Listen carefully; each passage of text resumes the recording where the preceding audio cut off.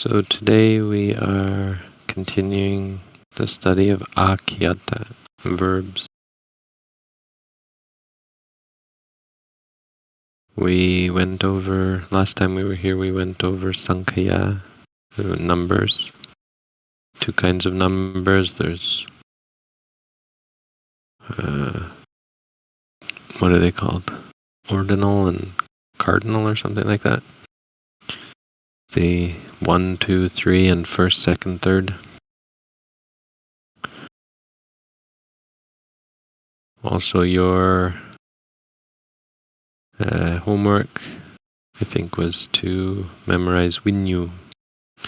So next week your homework is to memorize Kanya. Kanya is our first feminine declension, and you'll see that several of them are distinctly different from masculine. But many of the rest of them are, the declensions are very similar to the masculine pattern. So we went over some parts of Akhayāta. I don't remember where we left off. I guess we got to 4 probably. Purisa. We didn't get to Dhatu yet. But basically there are 3 parts. You take a root, and the root means the very essence of it. So the basic, a verb is basically the root. In fact, most words in Pali are formed from a root. We'll see later that even many nouns are formed from roots.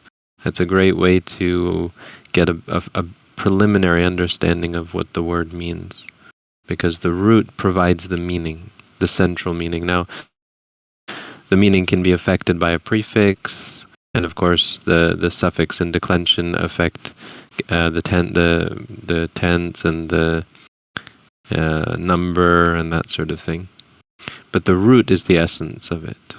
And so by manipulating the root, you turn it into all sorts of other things. But the essence of the meaning, like a root would be something like gum.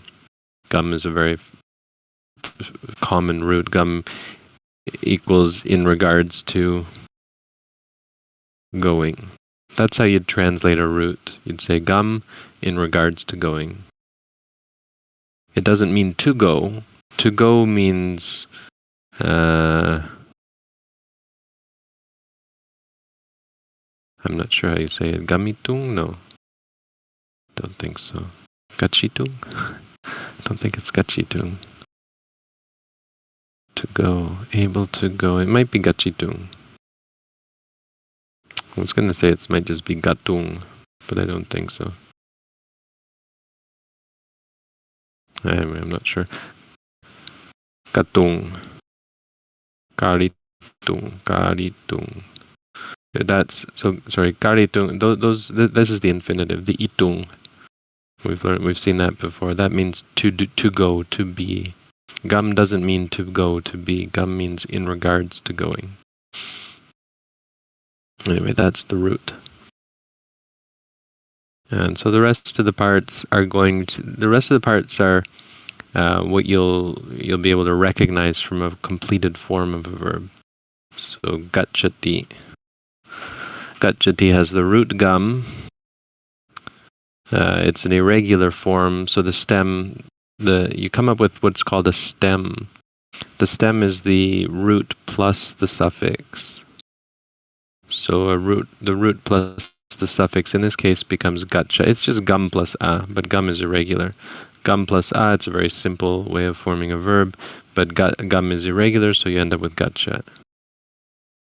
So when you add the suffix a, you get gaccha, and then you add the declension ti, or ati, depending on how you say it. Probably ti is better. Gum plus a plus ti equals gacchati. So gacchati is something you'll see all over the place. It means he, she, or it goes. So it has a time. It's a Vattamana. The time is Vattamana, which means basically present. Vattamana literally means happening. So it's a reference to the present. Pada, in this case, this is Parasapada.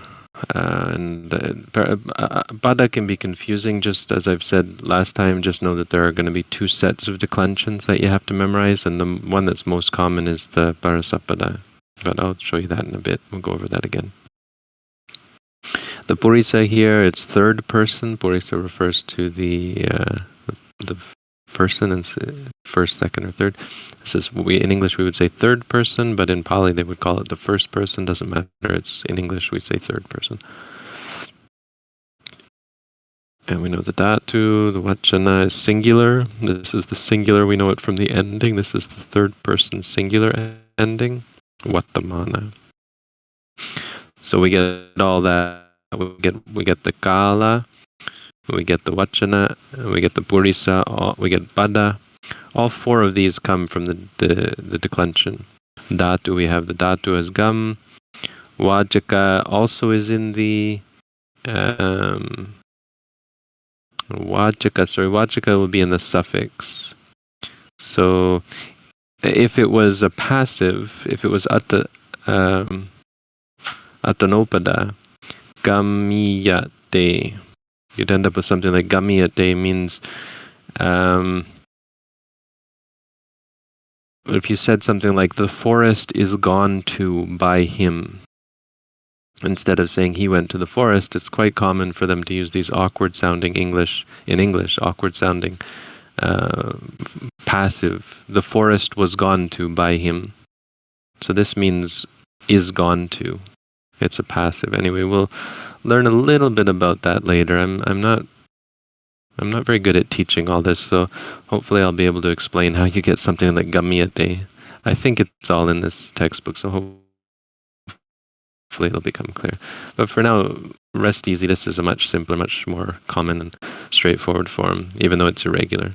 I'll show you about how that works with adding an a. Why do you add a here? I'll show you. Right, so the suffix here is a. I'll show you that. Vibhati, and again, vibhati is the declension, which gives you most of the rest of the stuff, as you've seen. Okay? Any questions? You can all hear me, I hope. Yes, we can. I was going to ask about the suffixes, but you said you're going to address that. Yeah, I think that's what we'll get into today, because we've already gone over, as I said, everything up to 4. So the suffixes come when we understand dhatu, because dhatu, the roots are organized into groups. Okay, word order, we went through that. So dhatu. There are 8 groups of roots, and each has their own ending. This is not a very technical explanation. And each group has a suffix. Okay. So suffixes are used with the present system.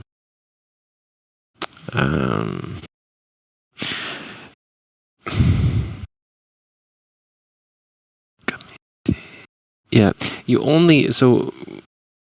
so first of all, there are these 8 groups, and they're sorted into groups because, right, here they are. They change. You add a suffix.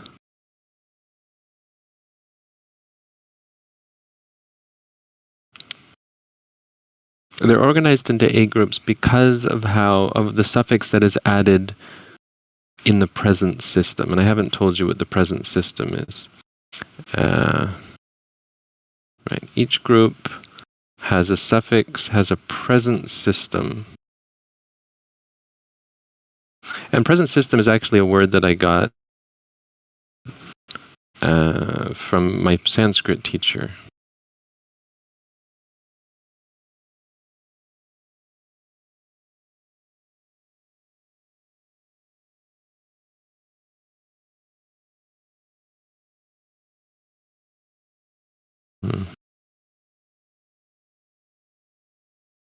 So, okay, let's go over what the present system is. By present system is meant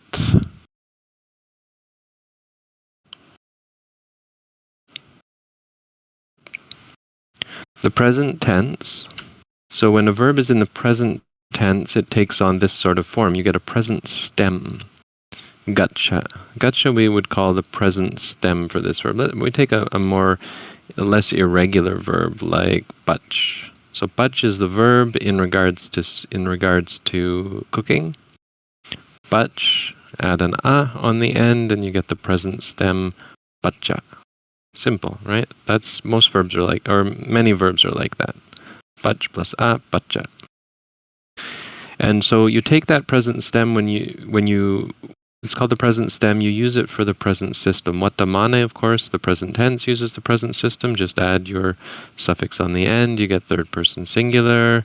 You want for third person plural. Pachanti, they cook. If it's we cook, it's pachama. If it's I cook, it's pachami. If it's you cook, pachasi. If you all cook, pachata. Very simple. The endings that you'll see in the Yuttadhammo, you just add them onto the present stem. Panchami and Sattami also use the present stem. So these three use the present stem, and they're the present system. I think you might be able to include these two in that as well. They add is, but they add is and then they basically follow the present system. So that it's not quite so I guess you couldn't say they don't use exactly. But no, because that's not true. Because with instead of using gaccha, they use gam. So gamisati, right? So again, you're not using the present stem. So no, forget I said that.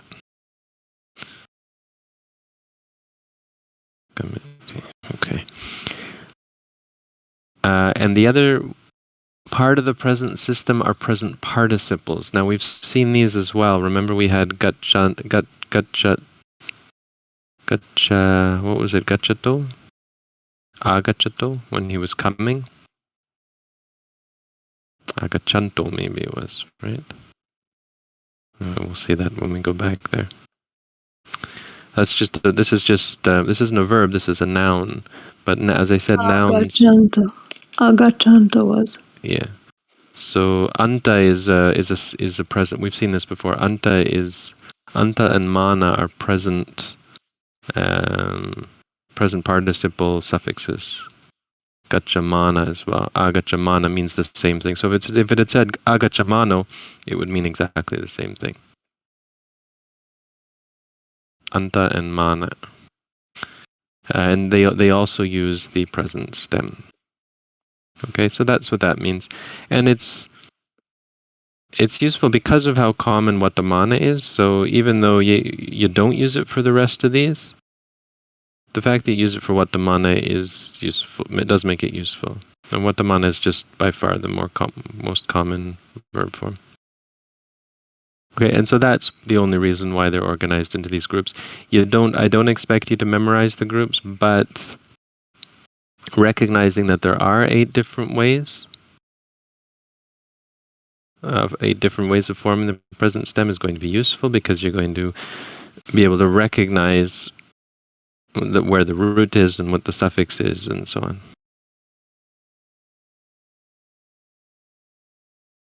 So let's just quickly change this.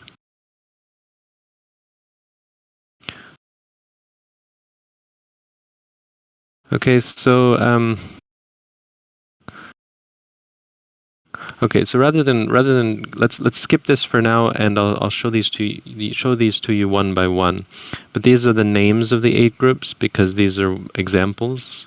Yeah, but if you were to memorize, you would remember as the Bu Adi Gana, the group that has Bu as its first. So the first group adds a. Now again, remember U and Wa are related, so instead of bu plus bu-a, which wouldn't work, you have bawa instead. Bawa is a very common root. Bu is a very common root. Bu and hu, which are basically the same word. You can't really say these are 2 separate words. It's basically the same thing. It's just 2 different forms of the same verb. But with bu, it becomes bawa. With hu, it becomes ho. So hu plus a is ho. So you get hoti and you get bhavati. Right? Bhavati means he, she, or it is. Hoti also means he, she, or it is. Si, because of the e and a don't work together, it becomes saya. So sayati, he, she, or it lies. Sayanti, they lie. And this is in regards to lying down, not lying as in speaking falsehood. Mar as a root, a simple one. Mar plus a, of course, is mara. Nothing special. Bach plus a, bacha. This is the easiest group. It's also the biggest group, so luckily it's quite an easy one to form, to recognize. So when you see ikati, well, the root is ik. The stem is ika. So again, if you wanted to say seeing, it would be ikanto. Simple, right? Ikamana, ikamano means the same thing.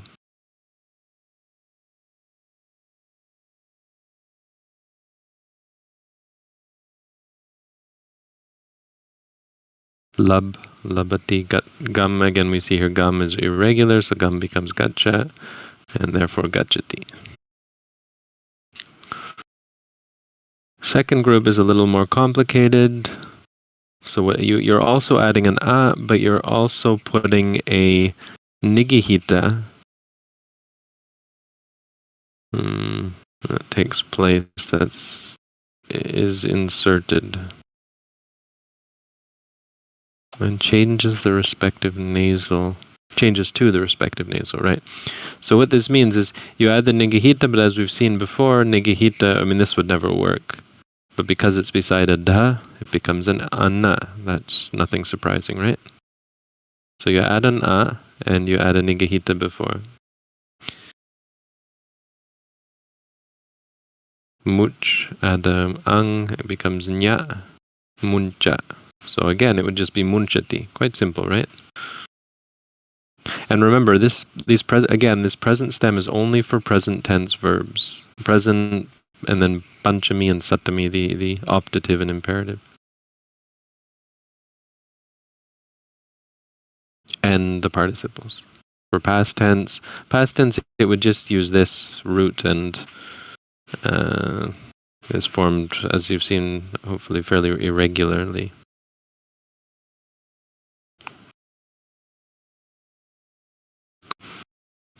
But with say the past tenses, you would just add a suffix onto the end. Often it would be e, and like that, amuchi. I don't know if that's actually how it is because I'm pretty bad with past tense verbs, but it would be something simple like that. You wouldn't ever use the present stem.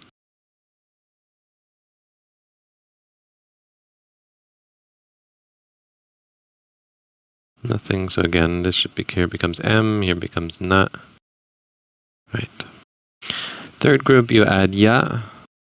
And because the ya doesn't work well with other consonants, you often end up with strange things like tiba. Tiu plus ya, tiba.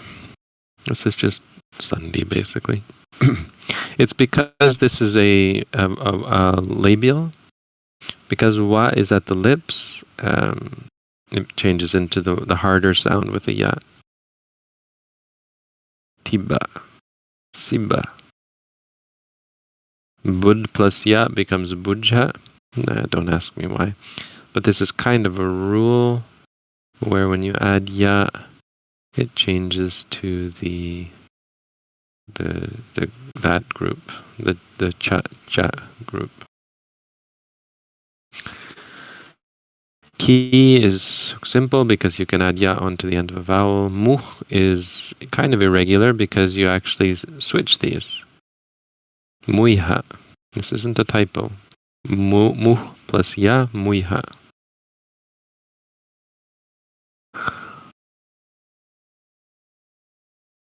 Mus plus ya, musa.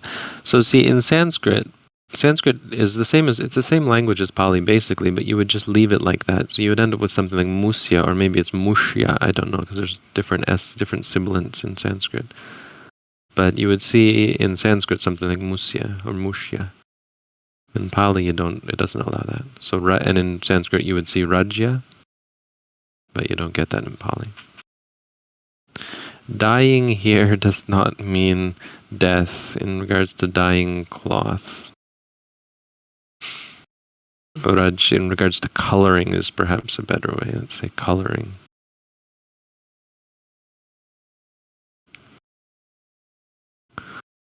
Group 4, not so many in this group, but suna is an important root because it's very common. It's where we get the word sutta, right?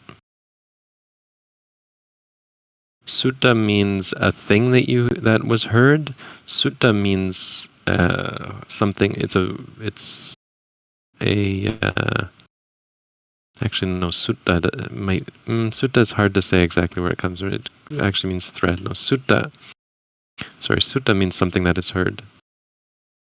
And of course, it's where we get sunati. So with these ones, I think each verb can work with both. So you might see both. I'm not entirely sure of that. Anyway, I also think that na is more common, maybe. Anyway, suna is the biggest one you really have to worry about with this group.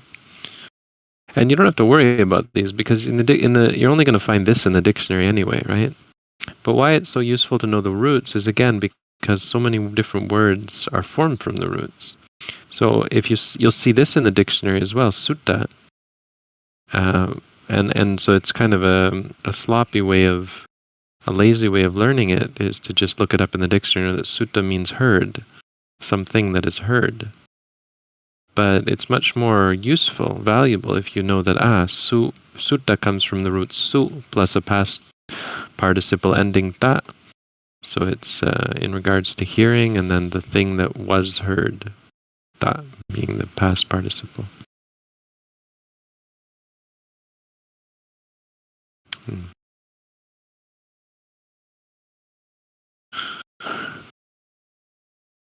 5 is simple, just add na. And I'm not sure if this is correct, why this is short. I think I might wrong A there, but I could be wrong. This one's very common. Nya and jhana. Nya is a very important verb in Pali, of course, because knowledge is important. So that's where we get the word jnana. And that's where we get the word sampajano. Alright, it's irregular, as you can see. The root is nya, but it becomes jhana. Becomes ja, in the present stem. Group 6, I think, only has one root in it, and that's ga, but ga is an important root. It's quite common. And ga becomes ganha. So you actually end up with ganhati. Ganhati, he, she, or it takes. Group 7 has an O, common one, kar. Kar is a very, very common root. Karoti.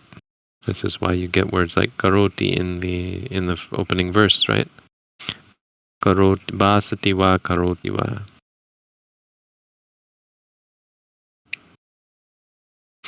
And group 8. Group 8 has some common ones. Jint is probably the most common.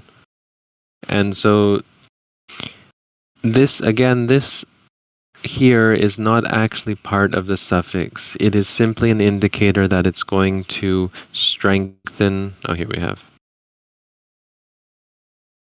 The na means it's going to strengthen the vowel. We've seen this before with some suffixes. Actually, briefly anyway, we've seen it. But it only does that if it's not followed by a conjunct consonant, because the conjunct consonant makes it already a long syllable. So it only strengthens it if, in this case, there is not a conjunct consonant after it. So jur becomes jor. That's the only one actually of these that does. The rest do not change even with the na. So the ending is really a and aya. And they're interchangeable. You will see these quite commonly. Chinteti and chintayati. You'll see both of them. usually because of meter, right? For metric purposes, they want to make 2 syllables or they want to make 1 syllable. Actually, that doesn't make sense because they're 2 short or 1 long. So maybe not. Chinteti, chintayati. That may not be the reason. Okay, so those are the 8 groups of roots. Kind of a very quick introduction, but there's not much to say there. You'll just have to come back here if you're interested in remembering what are the 8 groups. Basically, a takeaway from this, I would say, is learn these different suffixes. So now we can go back to this list here and just know that there's 8 different ways for the present system to create a present stem. So the suffix is added to the root to create the present stem, after which you add the declension onto the end of the suffix, which is pacchaya. So those suffixes are only the present stem suffixes. Actually, let's skip vajika for now. Let's go on. So those ones that I just showed you are these ones, the suffixes that go with the roots. So we just went through that. All right, so we have to learn. So, okay, yeah, we have to learn vajika first. So the present stem, as I said, was used with present tense verbs and satami and panchami, and for present participles, but only for katu vajika. Now, katu vajika is a basic verb form. This is the active speech. So I already mentioned this. This is the ordinary way of saying it. The cook cooks the rice. But as I said, there's another fairly common way of saying that same thing in Pali, and that's the rice is cooked by the cook. We don't say this very often at all in English, but it's quite common in Pali. We're going to see this not nearly as common as katu vajika, but still more common than in English by far. So these two are the basic 2 vajika. Vajika means speech about. Basically, it means that. The owner of the speech. Katu vajika, yeah, the thing which is speech about the katu, the doer, or the thing that is done to. And what that means is, what is the subject of the sentence? So here the subject is the doer, here the subject is the thing being done to. So the way you form this one is the thing being acted upon is put in the 1-1 form, right? Yuttadhammo, this is nominative singular, 1-1 or 1-2, whatever, it's put in the nominative. Then you use a passive form of the verb, so you take the root, and this is not present system because, again, it only works for katu vajika. So instead of pacha, you stay with pach, you add this other special suffix that we're going to learn about, and then you add the attanopada ending. Right, just to recap, we went over attanopada last week, but just to recap, for Yuttadhammo, again, there are 2 groups. So this is 1 declension, singular, plural, 3rd person, 2nd person, 1st person. So again, ti, nti, si, ta, mi, ma. And attanopada te. So here's that te ending for 3rd person singular that we just saw. Pacchiyate.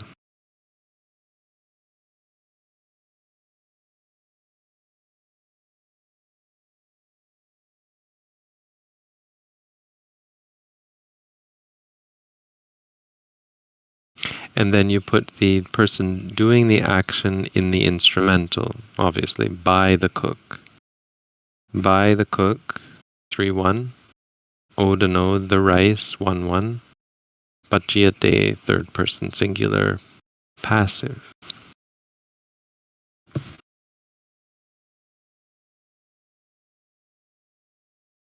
These other 3 you don't have to worry about too much. It's good to know what they are, and they do show up, but they're not nearly as common. They're kind of weird, some of them. Like this one, te na buyate. We would never say this in English, but You take the root, add a ya suffix, which is the special suffix for bhavavajika. And this just means by him it is existed. Weird, huh? But it means he exists. And you do see that. It's not that it doesn't never show up. It does show up. Then you have hetukatu vajika. So it's speech about the person causing another person to do something. So you put the causer, or the person motivating the other person to do something. Sami means Lord, or it can also mean husband, but Lord, and then you use the this is the causative suffix ne, which we'll learn about in a second. Don't worry about these quite yet. Remember, this is a different suffix, and this is a different suffix we haven't learned about. Don't worry about those, because I'll show them in a second. But the person causing the cook to cook the rice. So the samika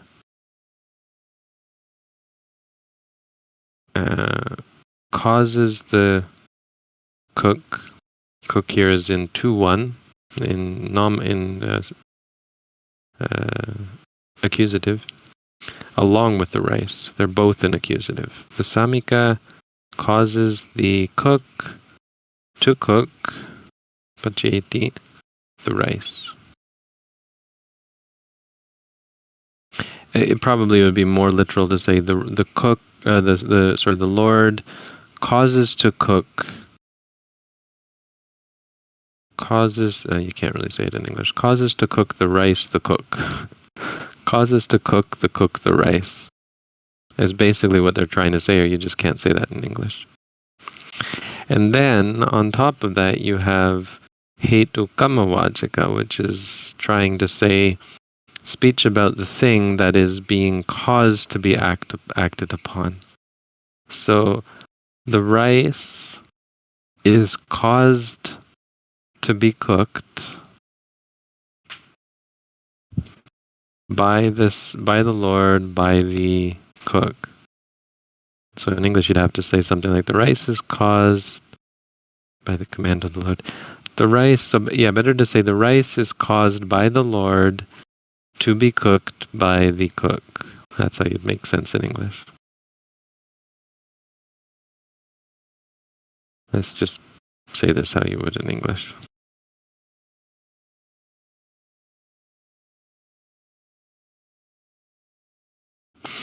So don't worry too much about these last three.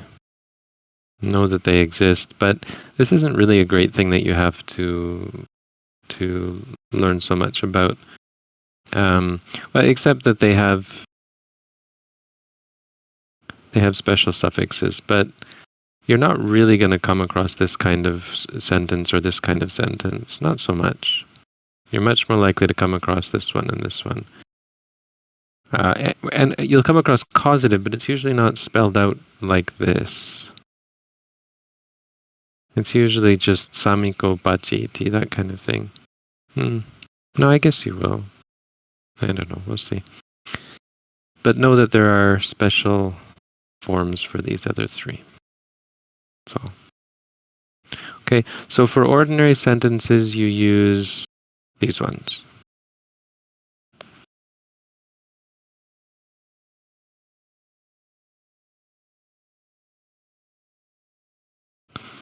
So this is more clear. Katuvajika uses these 8 groups. So the 8 groups are only useful for Katuvajika and then only in the present system. Kamavajika uses a suffix iya. So here we see paciyate, right? Bhavavajika uses ya, we saw that. Hetukatuvajika uses these 4 pretty interchangeably. You do see most of these. This one maybe not so much, but still I guess so. And again, the not here isn't shown, it's just to strengthen the root. So that's why you get paceti, right? Why is this a long a? Because this is the ne suffix. And this you do have to know, because this is fairly common. I don't think you'll see so much a sentence that looks like this, but you will see, we've already seen causatives, where the guy wasn't doing all those things, he was causing it to be done. He had someone else do it for him.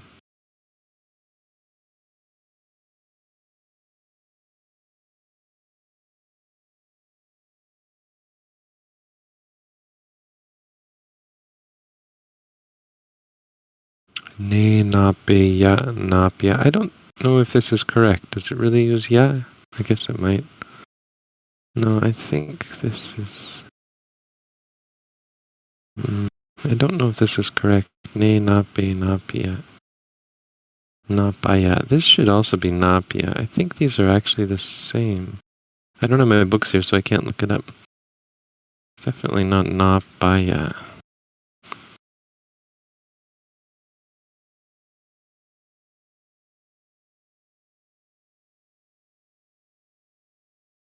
And lengthens the vowel.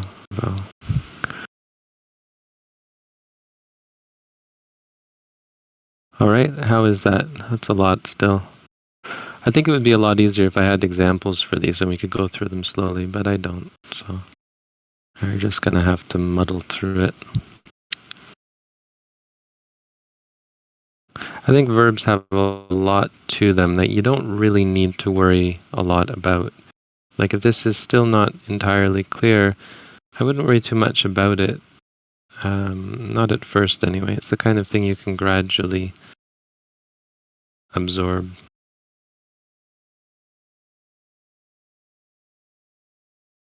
Because you're not going to have to know about any of these really. These ones you'll have to recognize to see that it's causative, and because when you translate you have to recognize that it's causative. But the rest of these are, I mean, you're not going to have to know which suffix katuvachika uses, not really. You just have to recognize the root and say, okay, it's got a suffix on it, and look at the ending is much more important. The most important thing is that you get the root and you get the ending. So you know what verb you're dealing with, and you know all the things that are told by the declension.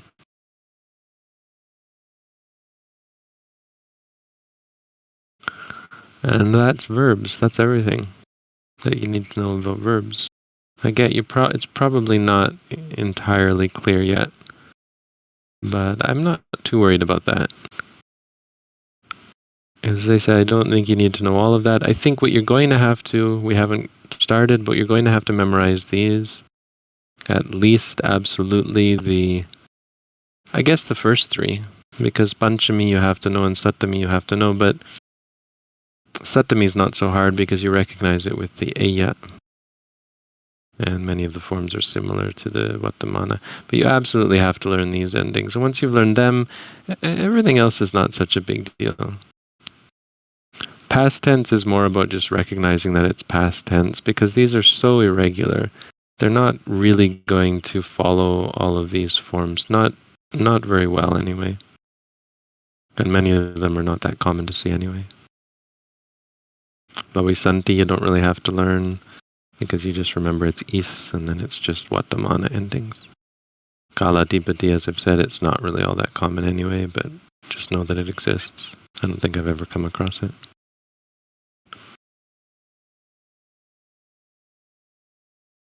But yeah, so mostly this is the biggest part you're going to have to learn is these endings. And really the thing about verbs is to know what root you're dealing with. Mostly then verbs aren't going to trip you up. Just knowing what tense they are and who they're referring to. The biggest thing about verbs is figuring out which word is doing the verb, right? Who is the actor, what is the object being acted upon, and so on. Any questions?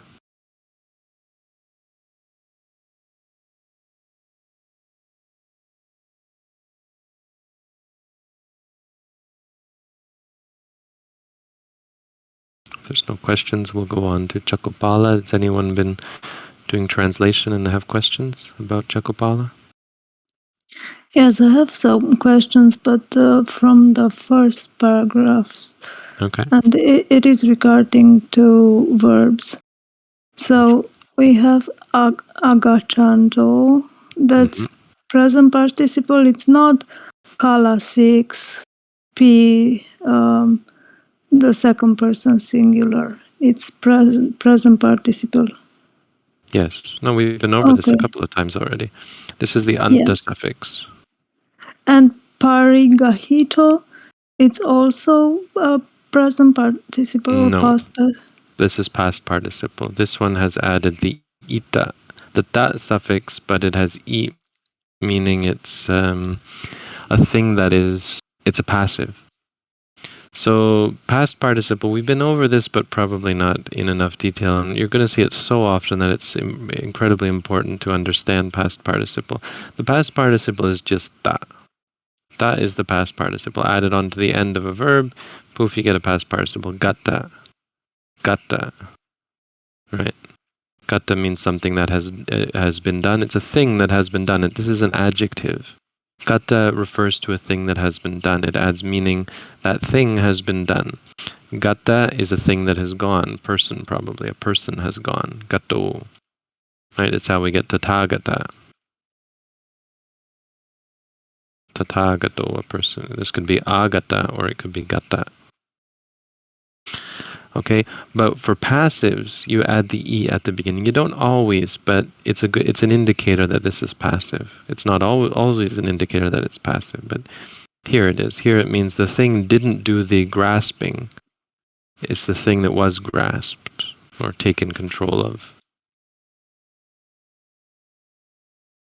So it's ita, it's ta with an e, and then it's o because it's the subject of the sentence. Ayang. Ayang and parigahito go together. Ayang is 1-1. Parigahita is also 1-1. It's an adjective for ayang. In fact, it's not an adjective for ayam. It's an adjective for wanapati, which isn't in the sentence. So you have to assume it's implied the wanapati as the subject of the sentence.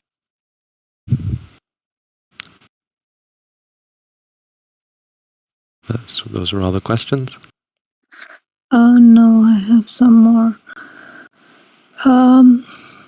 When we have gabopati tasi, that is, I don't know, it can be kala 1 or kala 6. Can you Just move patitasi. highlight it? Can you highlight it on our document? Do you have the document open? Yeah, just a second. Are you on our document? There you are. And now I am, but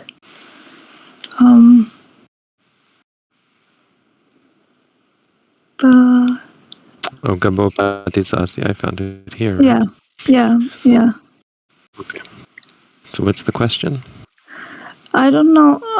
It can be a kala 1, the second person, or kala 6, the first person, because What do it's you mean the kala? C. Why are you saying kala? We have the time. Kala 1 is mana. Oh. Yeah, we'll just say Wattamana, or if you don't remember them, but Yeah. normally we refer to that as Wattamana. So this is not Wattamana. This is a good opportunity to talk about some of the things I skimmed through there. What are the parts of this? The parts of this are like this. So this one here is misleading. It's just a reduplication of the base.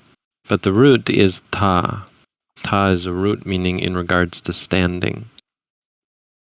Patita is quite common. It's like becoming established or being set up. And then if this was a present tense, the ta is also irregular, and the present stem is this. Titati. So you'd get titati, something like that. I'm not great about this. Titati, maybe that, right? So the I think this is what you get. This would be a present tense. You'd add an I think. It's irregular anyway.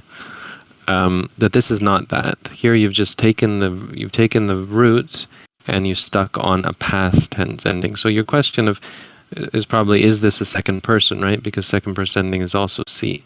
But no, Yes. because ta, as I said, in si is present tense, and present stem will never look like, you can be rest assured it's not going to look like you just stuck it on the end of the verb. So when you see it stuck on the end of the verb, it's not present tense. Or the root. Here it's just stuck on the end of the root, ta. So you can be sure this isn't present tense. This is the past ending e. And I think I mentioned already that it's often si when there's a vowel. Yes, and it's the same with arochesi. Aro. Where is that? Arochesi. Yeah, no, this is a 5 good... words. Here it's not quite so clear because... Arochesi. I don't exactly know why this is the way it is. Arochesi. This isn't a present stem. Rochesi. Yes, so here's where it gets weird. Like, this is a past tense, and I think this is the ending AC. The ending is E, but it becomes AC for some reason, I think. Because this can't be a present stem. Can't be. Because, yeah, your question's valid. Why isn't this? Could this be a 2-1 form? No, it's not a 2-1 form. So for this specific question, be pretty clear that the only way it would be in the second person is if it was speech. And this is not speech, right? Okay. Because you don't talk about you in a narrative like this. There'd be no second person. So you don't really have to you don't really have to question that. It's, if you see C and it's not in a quote, it's pretty much guaranteed to be past tense E, third person singular. And it's the same for words ahead. Pariha Ramadasi. Yes. It's the same. So It's again, adasi. It's what the you're verb. doing with, so this is in Katuvajaka, right? We've gone way too quickly through all this, so I apologize. I don't really know a better way to go slowly through it, but this is Katuvajaka, remember? So Katuvajaka is the ordinary one. The subject of the sentence is the doer. He does something, or in this case, did something. And so with Katuvajaka, you can use all these endings, but only in the present system. So you would add all of these endings in the present system.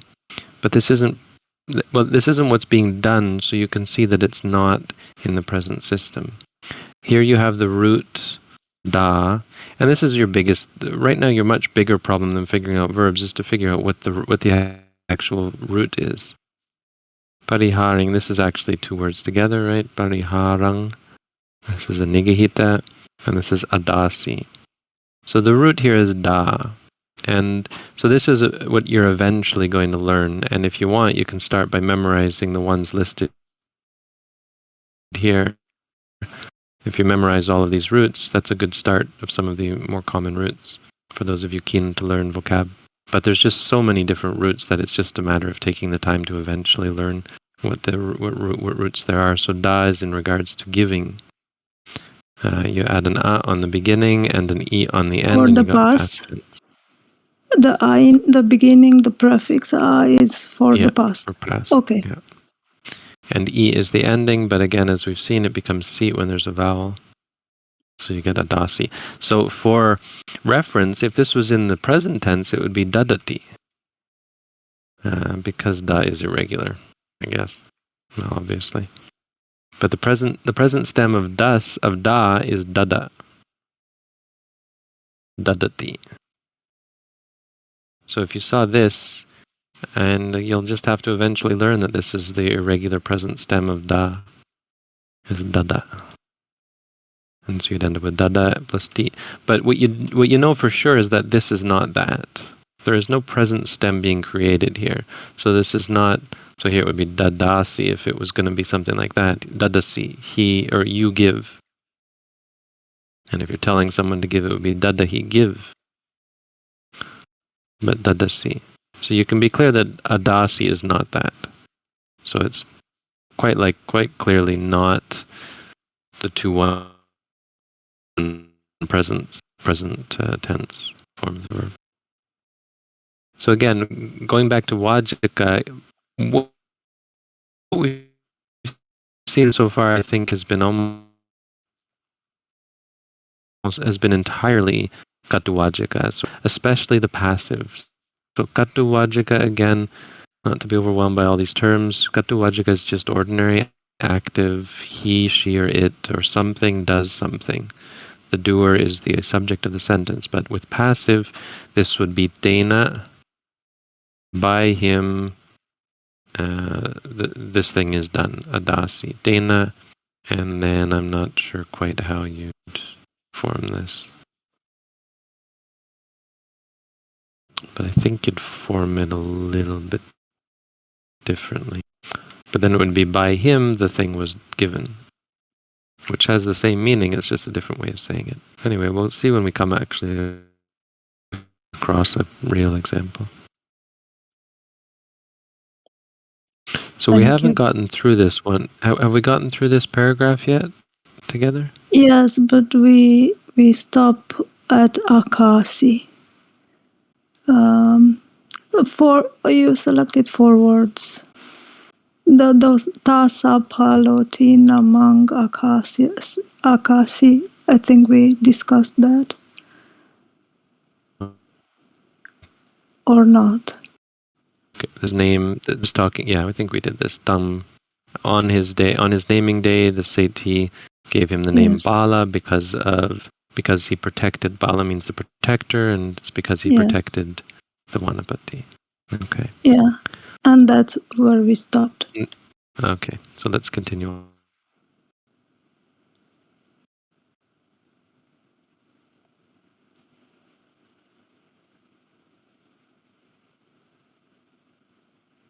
We got a verb, we got a subject, we got an object, and we got some extra words, or an extra word. So what's the subject of this sentence? Sa. Sa. What gender is that? Feminine. It's feminine.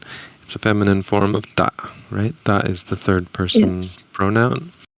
So we get she, and what's the verb? Labi. Labi. Now the root is lub. Lub is a root in regards to gaining, very, very common root, something you should learn. Lub in regards to gaining. I shouldn't be very surprised to us. We've seen so many past tenses. We just know that it's past tense. 1-1. She gave, past tense. So again, if this was, just to continue our lesson about verbs, the present tense form of lub is labha. So if you wanted to create a 1-1 vatamana, what would you do? What would the form be? 1-1 vatamana. That's the first. Yeah. The one that we keep saying. Vati. Labati. Yeah. Present stem is labba. Just add the t ending. This is the most common verb form you're ever going to see. We've seen so much already. If it was plural, it would be labanti. They. So this means they gain. If it's labati, he, she, or it gains. In this case, it would be she gains. But because we're using past tense, forms like this, and we get labhi. So she gained, and in fact, the first thing we'd want to translate is this one. Once you figure out what all the verbs are, what all the words are, translate this one first. Pull it out and say aparabhage, after, or with. Afterwards. No, in, I guess, say in yet another apara, in another period of time. In English, you'd say something like after, but this is locative, right? So it literally means in yet another period of time. After yet another period of time, she gained. What did she gain? Another son. Yet. I would say something like yet, because don't lose sight of these. They're kind of valuable because they imply emphasis. Pi is just the emphatic participle, api. It means yet, something like indeed, or in this case I would say yet. She gained yet another son. Anyang putang. Anyang is 2-1. Putang is 2-1. Anyang goes with putang. Putang is the object of the sentence. 2-1. 2-1. And anyang just follows that. Pi is here. Sandhi has turned this into anyampi. Anyang plus pi. Or plus api. Okay, next one we have a complex sentence. So we break it up, stop it here, I think. Yes. Yeah. So the subject here is implied. It's still, let me see. Sa. It's probably not sa. It's probably so. It's the because son. No, it's the sati. It's who's doing the naming, and it sounds like the sati gets to name him. She doesn't have a say in the naming, it sounds like. So there's probably, it doesn't really matter because it's not actually relevant, but if you're going to be technical, it's probably because we've seen the example of the sati giving the name, we're probably seeing he. And also because she isn't even named. She's so underrepresented in this story. It's a crime. She doesn't even get a name. He gets a name. He gets some...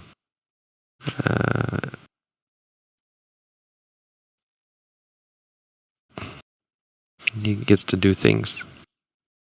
She doesn't. So he's the one naming.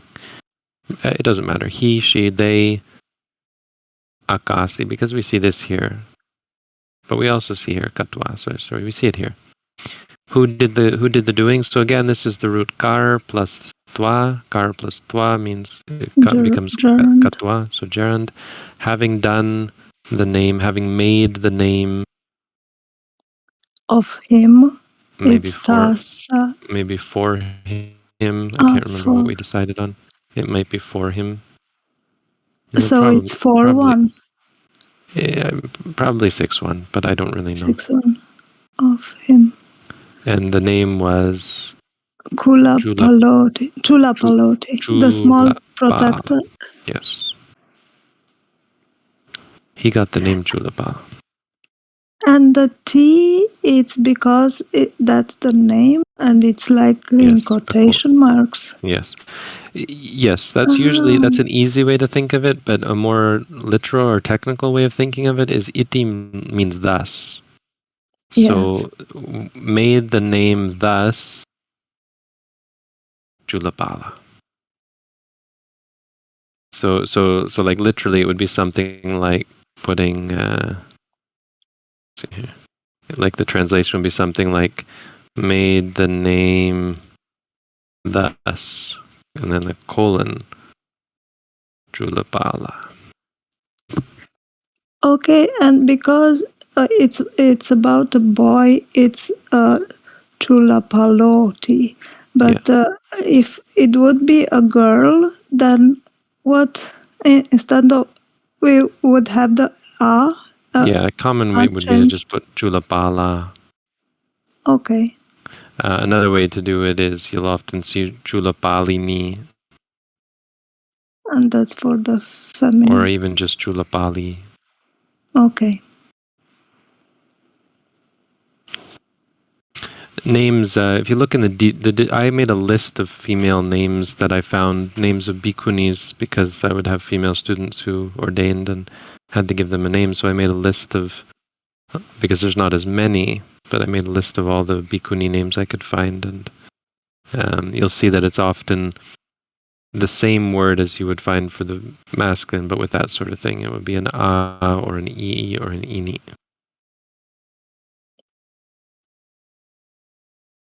Okay, thank you. Okay, having made that his name, then they had to change the other guy's name. So Akasi is another just past tense. We've seen Akasi already. So again, root is kar. Kar is irregular, so don't even ask why it becomes what it becomes. It's just all over the place. Becomes ka, and then the ending is e. But as we've seen, it becomes si, and you add the a. Made the name. I mean, honestly, to make it much easier, just recognize that Akasi means past tense. It's pretty common, so it's easy to recognize. Akasi. You see so many like this, like Adasi, gave, right? Akasi, Adasi, it just becomes a pattern more than anything. Made the name, so for the other one, made the name of the others. I would say this is more like for the other. The other meaning the first, the older son. They renamed him to Mahapala. The great protector. Yeah, in this case, it's just the opposite of little. Little and big. Yes. The lesser and the greater. Little and big. It's Chula and Maha. Some people tried to pass off. So there's this. This is a good example of how Hinayana. If you've ever heard the word Hinayana, it's referred to. The Theravada is often accused of being Yes. Hinayana, and they say, well, it just means little, and it doesn't. For little, you have Chula. So when you have Mahayana, the proper thing would be to say Chulayana. If you want to say it's a smaller vehicle, then you wouldn't ever use the word Hina. Hina does absolutely literally mean inferior. This does not mean inferior. Here this means smaller, the little one, the big one and the little one. So Maha means different things. But in the case of Maha and Hina, there's no question that they're trying to say better and worse, inferior and superior.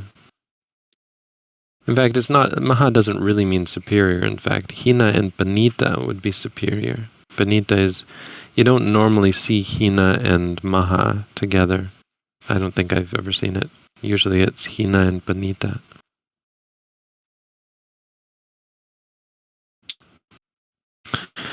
Okay, and last sentence.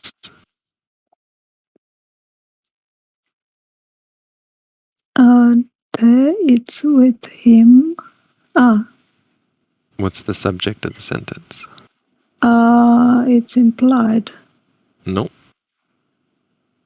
For the first, we have the passive form because we have Vayapate.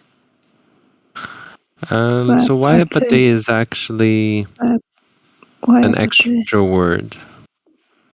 No, it's not. No, Vayapate is an adjective for the subject.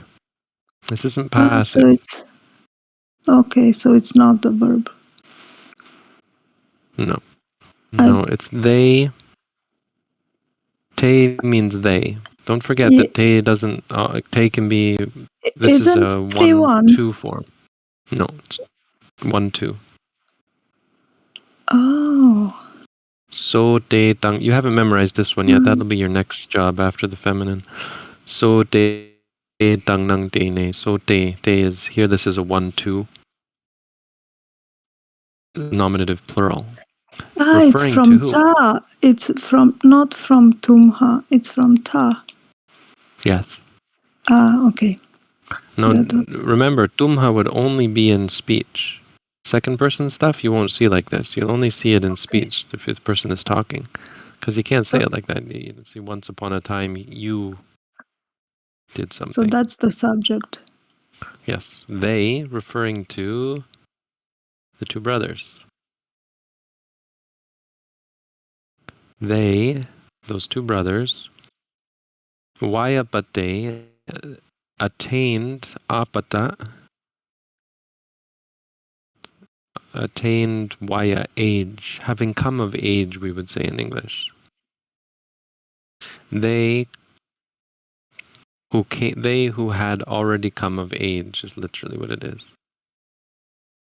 Because this is an adjective. But what it's trying to say is when they came of age. It's just a way of saying it. They who had already come of age, but it means them when they came of age. Bandingsu. Band is the root. So we have a root band, and then we have a declension stuck on the end, and this is the 1-2 declension. It's probably Yes. hiyatani or It's the something. past. It's the past. It's the Let's see which one sixth. it is. The sixth kala. I don't know them by numbers. I don't know It's them by name. ajatani. Yes. Ajatani. Yeah. So again, that's you one. see that this didn't happen earlier today. So this is misleading to call this ajatani, to say it means past today. It really doesn't. I don't have a great sense of why they use one or the other because I've never really paid attention. I just know that ingsu is a past tense ending. That's all I know. And I know that it's plural. But not your best source of guidance for why they use these or when they use these, or for these in general, because I've been lazy about them. It's much easier just to get a sense that ingsu is plural past third person. Because it's not that important. You're gonna recognize this isn't present system because it would be banda, I think, and you'd get something like bandati if it was present tense. So when you just see the root with the suffix on the ending, it's most likely past tense.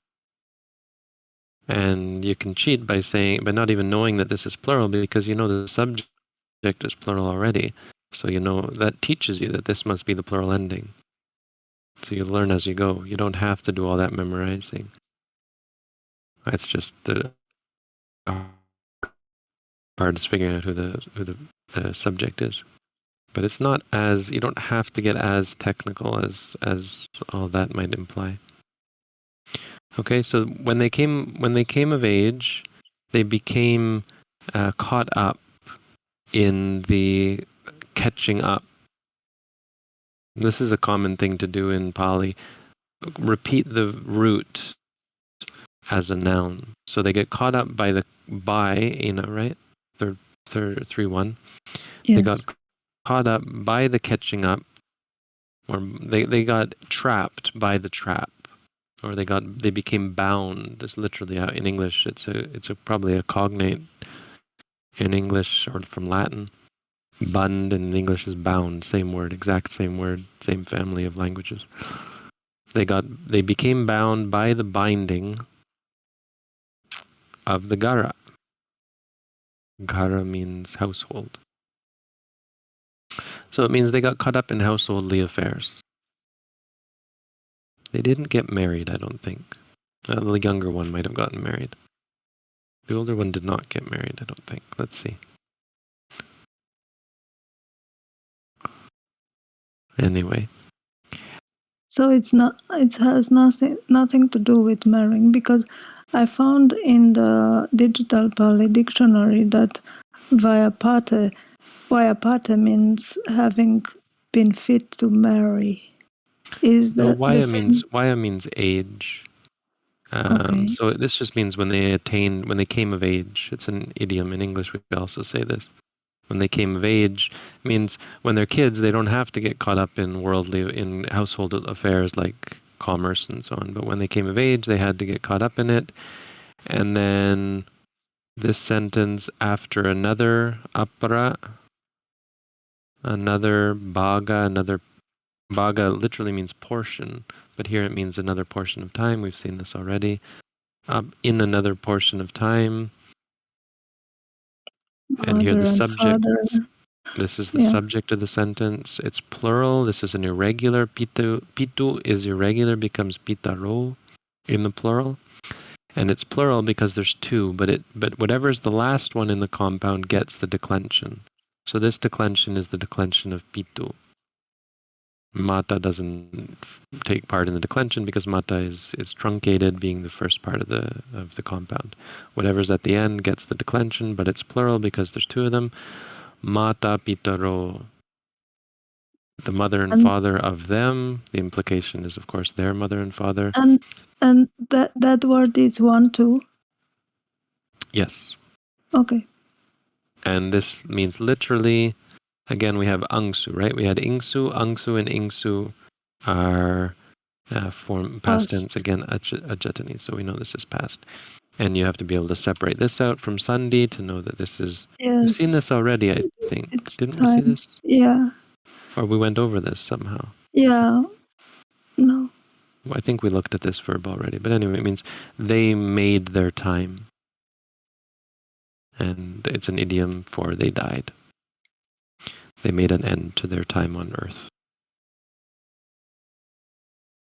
Okay. But literally, the root is kar again, right?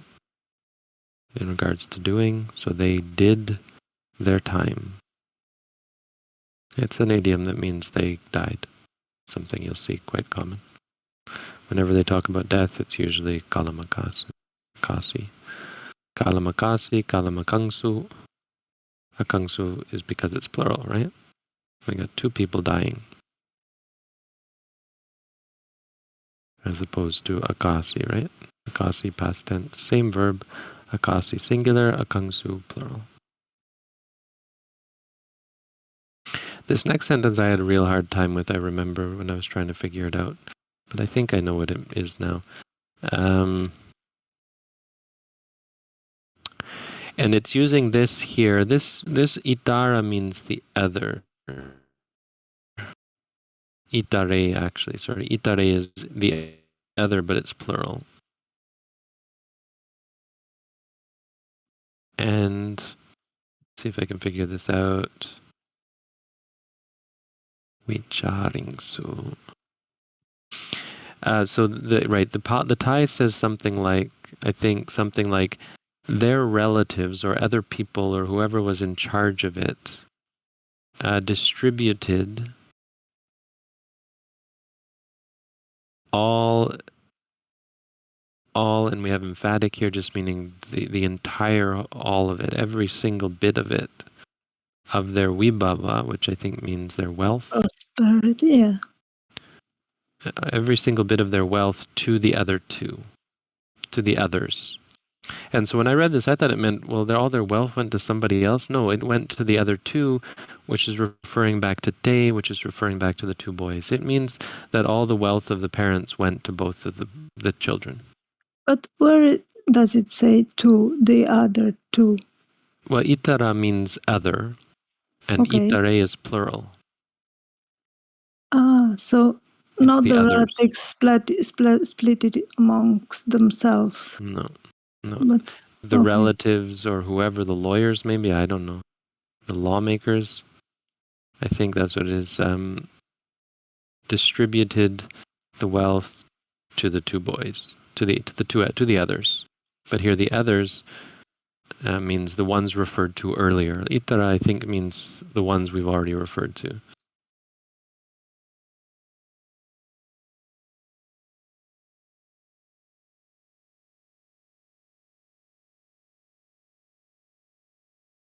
And ewa, again, is just an emphatic participle.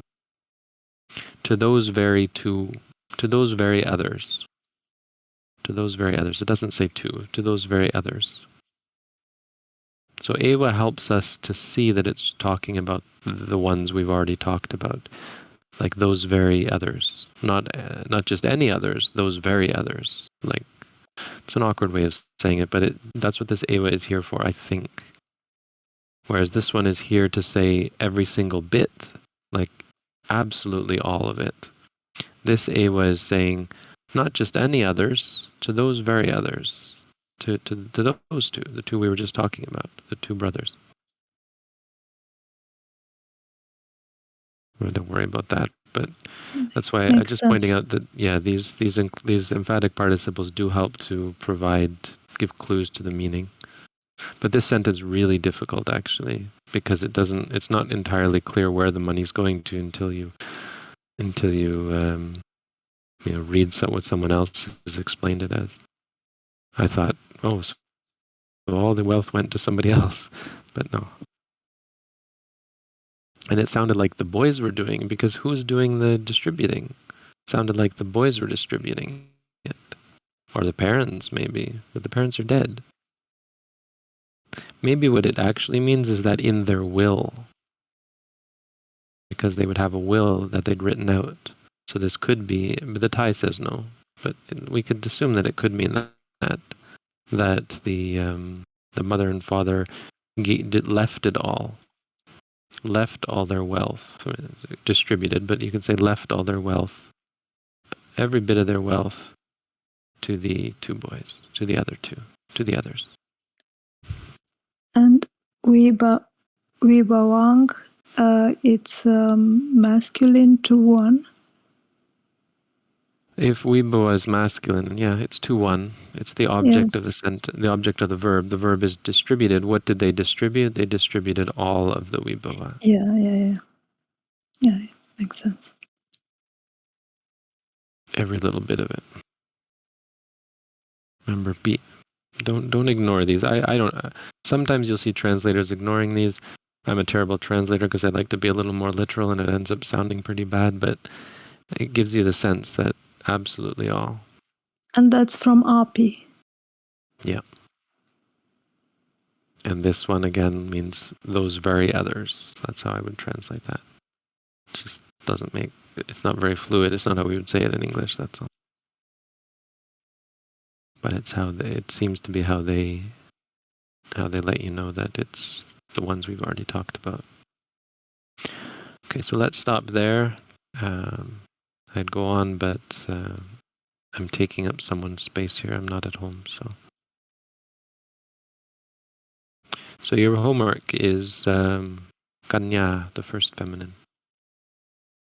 And continue on with this. Now at this point, I know it's all new and probably pretty confusing. I don't know if any of you are going to be here next week besides Sunda, but you're all welcome. And honestly, I would just stick with it and struggle through it, because your questions will come up and you'll get answers by muddling through it. When you have questions, I'll try and explain them, and let me know if you still don't understand. But by this point, you should all be able to translate, not able to, but you should all begin to start trying to translate the first section. And I would say by next week, I'm going to start assigning you sections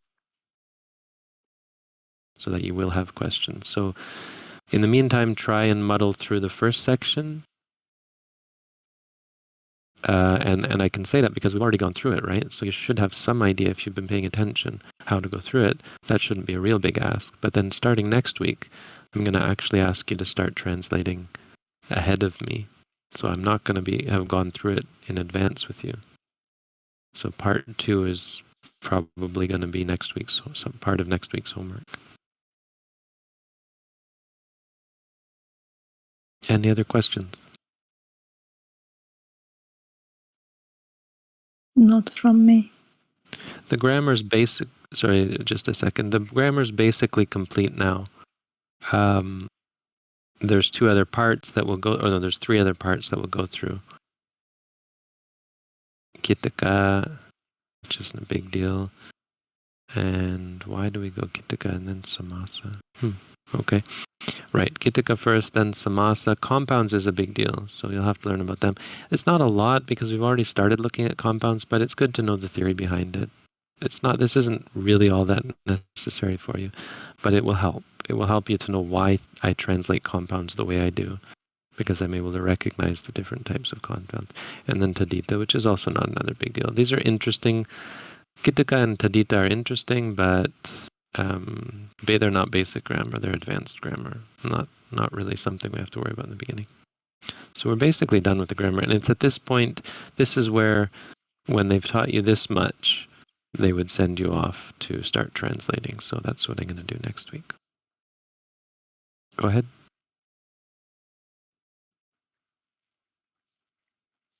Mm-hmm.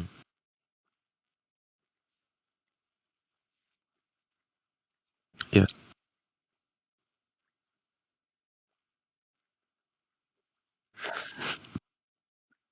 I think I can continue in Florida, in Orlando. We'll have to see. We'll have to see about the internet. I don't know what the internet situation is there. If it's really unstable, we might have to cancel.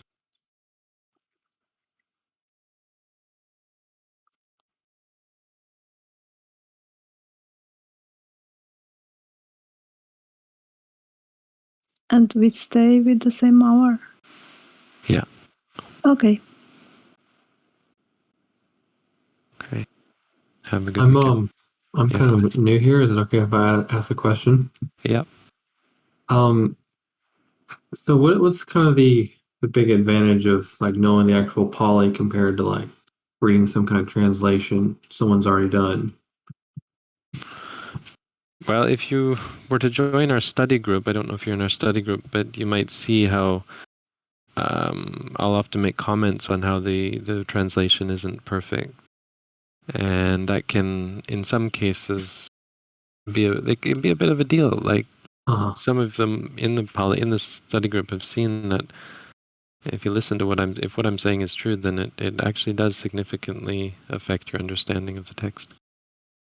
I mean, Makes sense. it's not criticism of the translator. It's hard to translate. Sometimes it is, but it's only a criticism in the sense that, this is wrong. It's not that I think that the translator was bad or lazy. It's just hard to translate. Yeah. And of course they get things wrong. Sometimes it is wrong.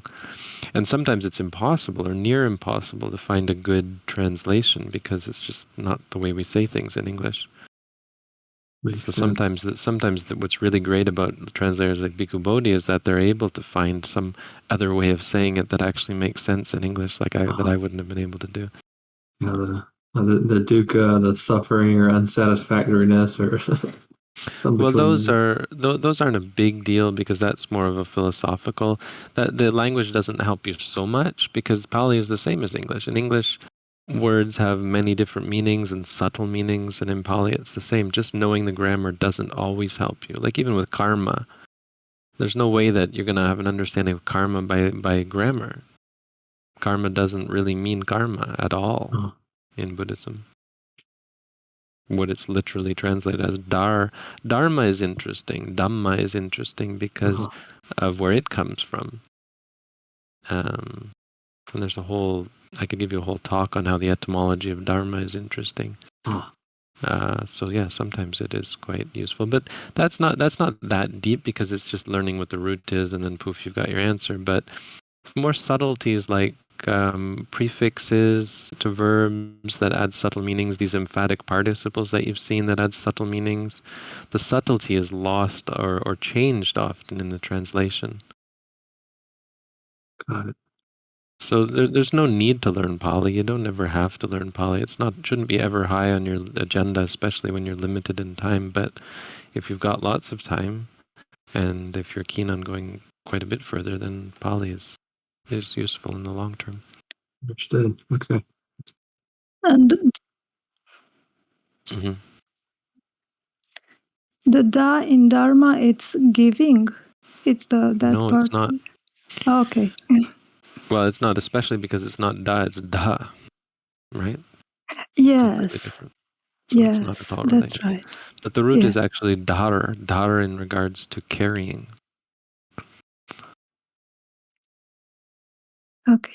Thank So you. it actually there's two distinct, you'd have to say, I think that there's two distinct words that have the same root. And they're confused, which is probably, I don't know that anyone would say that. It's probably not technically true, but I would say arguably it is true. They are two distinct words that share the same root. One is someone carrying something, related to someone carrying something or holding something, and the other is related to something that holds. Like in English, we would say abstractly, like an argument holds, or a premise holds, or a claim holds. And those are two very different meanings that are used in the texts. It's important to know which one you're thinking of. Now, the Buddha kind of himself confuses it because what he holds is what holds, right? That's the clever part of it. Anyway, that's a very, very brief introduction to the word dharma.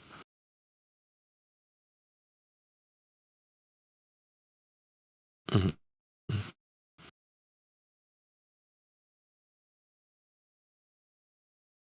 Mm-hmm.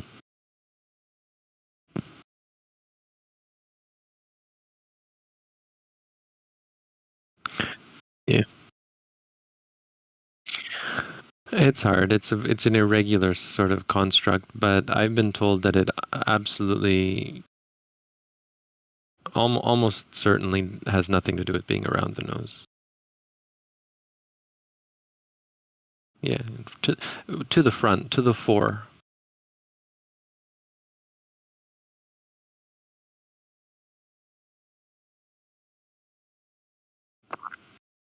Miksati, parimukang sating upadapetva, having established mindfulness, having brought mindfulness to the fore, basically.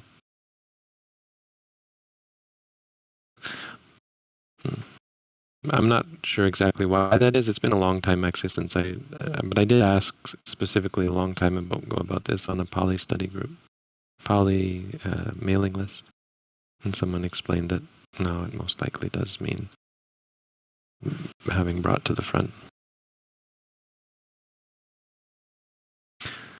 Parimukang, because around the mouth is not really how it would be said. Parimukha. You have to look up the root muk, or the root.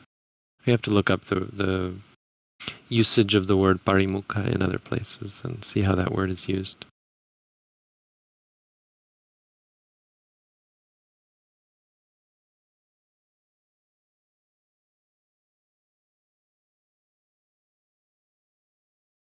I think honestly it's probably hard to know what it is referring to.